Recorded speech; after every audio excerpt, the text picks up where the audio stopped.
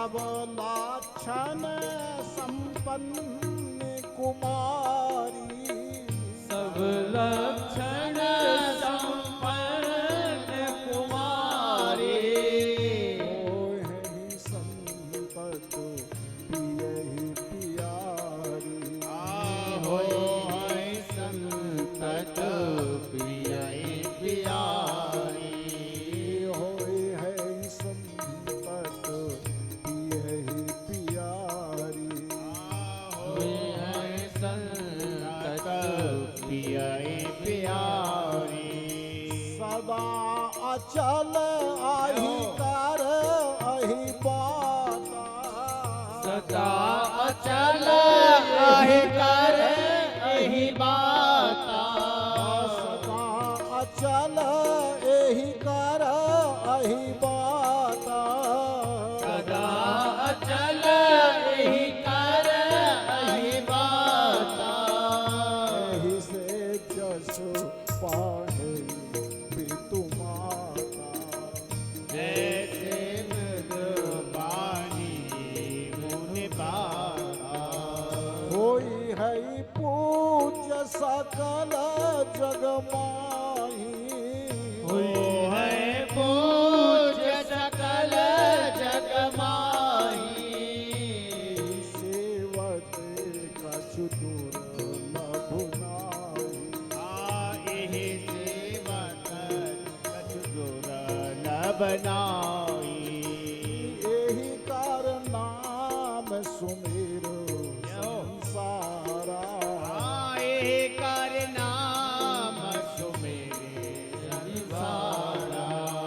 क्रिया प्रतिव्रत आसिधारा, क्रियाए चढ़ाए व्रत व्रत आसिधारा। यहाँ पर देवऋषि नारद जी ने 11 गुण बतलाए। आप सब पाठ करने वाले हैं और आप सब विज्ञ हैं, मैं उसमें बहुत चर्चा अब नहीं करूंगा, प्रसंग को आगे बढ़ाना है। 11 गुण बतलाए हैं और 11 ही अवगुण बतलाए हैं, क्योंकि संसार का एक नियम है, जितने गुण होते हैं अवगुण भी उतने ही होते हैं। जितनी मात्रा में संसार में जीव को सुख मिलता है, उतनी ही मात्रा में संसार में जीव को दुख भी मिलता है। दोनों पलड़े बराबर। राजन, आपकी पुत्री बहुत सुंदर है। यहां सुंदरता का मतलब देह से नहीं है, क्योंकि देह की सुंदरता कोई संतों की दृष्टि में सुंदरता नहीं है। सुंदरता है आपका हृदय कितना सुंदर है, आपके विचार कितने सुंदर है, आपके भाव कितने सुंदर है, आपका मन राग द्वेष आदि से कितना मुक्त है, आपका निश्चय कितना अच्छा श्रेष्ठ है।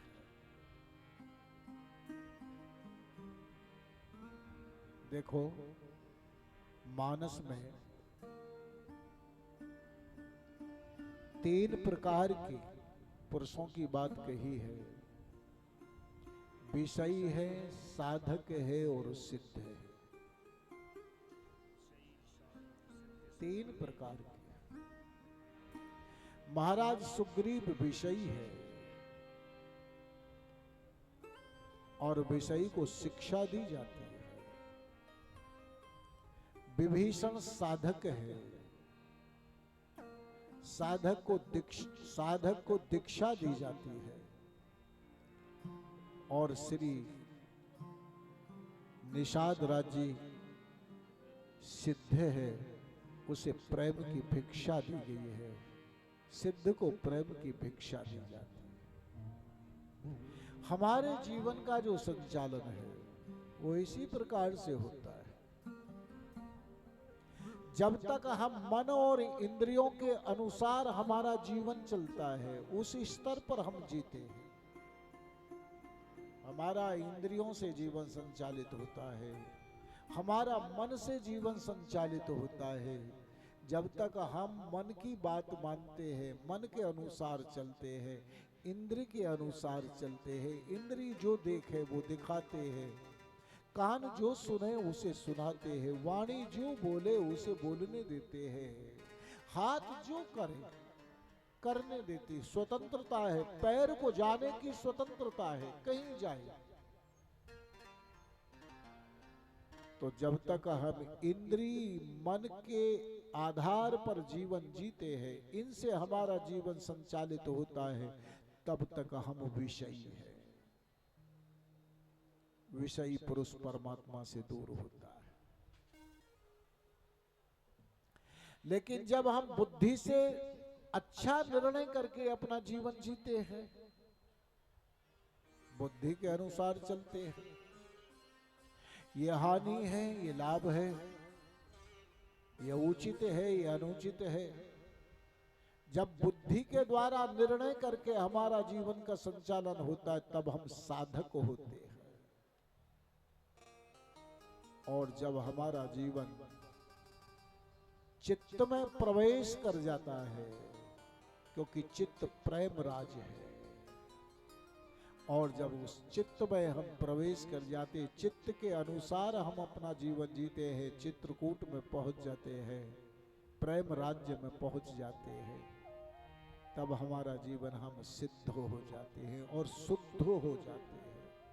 सिद्ध होना बड़ी बात नहीं है, सिद्ध कुछ लोग कर लेते हैं, किसी मंत्र विशेष से, किसी इष्ट विशेष से हम सिद्धि प्राप्त कर सकते हैं। सिद्धि प्राप्त करना बड़ी बात नहीं है, लेकिन जीवन में शुद्धि होना बहुत बड़ी बात है।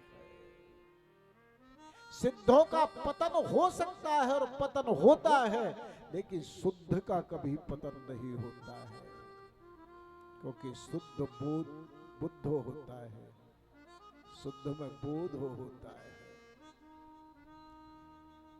इसलिए जहां पर विरोध है वहां पर बोध नहीं है, और जहां पर बोध है वहां पर विरोध नहीं है।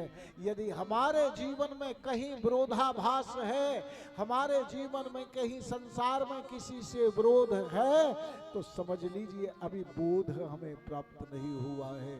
जब जीवन में बोध प्राप्त हो जाता है तो विरोध नहीं रहता है।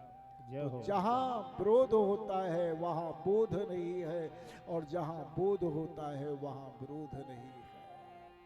तो चित्त में जब हम प्रवेश कर जाते हैं, हमारा जीवन जब चित्त से संचालित होता है, वहां प्रेम राज्य है, तब हम शुद्ध होते हैं। तो इसलिए सिद्ध बनने के का प्रयास न करें, सिद्ध का पतन संभव है। कितने सिद्धों का पतन हो गया, लेकिन शुद्ध का कभी पतन नहीं होता। परमात्मा हमें सिद्ध न बनाए, हमें शुद्ध बनाए, हम शुद्ध हो। तो हमारा जीवन प्रेम राज्य से में हम प्रवेश कर जाएं। अभी तो हम में से बहुत साधक ही नहीं बन पाए हैं। विचार करें इन तीनों शब्दों पर कि अभी हम विषयी की श्रेणी में हैं, या साधक की श्रेणी में पहुंचे हैं, या फिर प्रेम की श्रेणी में, चित्रकूट में पहुंचे हैं, प्रेम राज्य में पहुंचे हैं, सिद्धि की श्रेणी में पहुंचे हैं। ये हम विचार करें। कथा इसलिए दर्पण है, कथा हमें सिखाती है, कथा हमें जीना सिखाती है, कथा हमें मरना सिखाती है। ना हमें जीना आता है, ना हमें मरना आता है, दोनों का ज्ञान कथा से होता है।